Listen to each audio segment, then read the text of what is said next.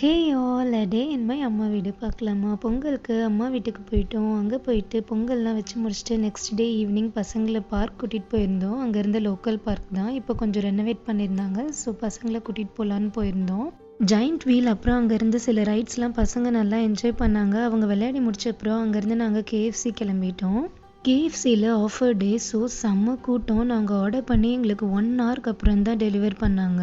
வெளியில் சாப்பிட போயிட்டு ஆர்டர் டிலே ஆச்சுன்னா பசங்களை மெயின்டைன் பண்ணுறது ரொம்ப கஷ்டம். எப்போ வரும் எப்போ வரும்னு கேட்டுகிட்டே இருப்பாங்க. 2 பேரும் செம்ம கடுப்பில் இருந்தாங்க.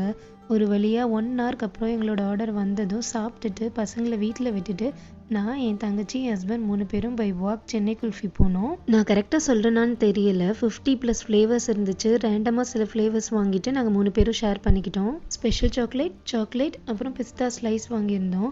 ஐஸ்கிரீம்ஸை விட குல்ஃபி ரொம்ப ஃப்ளேவர்ஃபுல்லாக இருந்தது. ரியல் ஃப்ளேவர்ஸை நம்ம ஃபீல் பண்ண முடிஞ்சுது. ஆக்சுவலாக வர்த்து தான். குல்ஃபி ஸ்லைஸில் நம்ம ஹாஃப் ஸ்லைஸ் கூட கேட்டு வாங்கிக்கலாம். 10:30 போல் சாப்பிட்டுட்டு வீட்டுக்கு ரீச் ஆகிட்டோம். இதோட இந்த வீடியோ முடியுது. இன்னொரு வீடியோவில் பார்க்கலாம். பாய்.